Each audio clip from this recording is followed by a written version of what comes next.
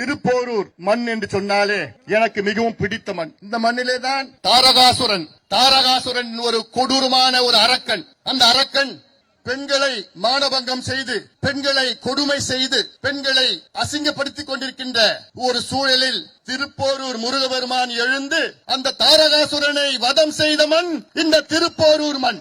அதே போன்றுதான் இந்த தாரகாசுரன் ஸ்தானத்தில் இருக்கின்ற திமுகவை, பெண்களுக்கு பாதுகாப்பு இல்லாத இந்த திமுக அரசை, குழந்தைகளுக்கு பாதுகாப்பு இல்லாத இந்த திமுக அரசை வீட்டுக்கு அனுப்புகின்ற காலம் நேரம் வந்துவிட்டது.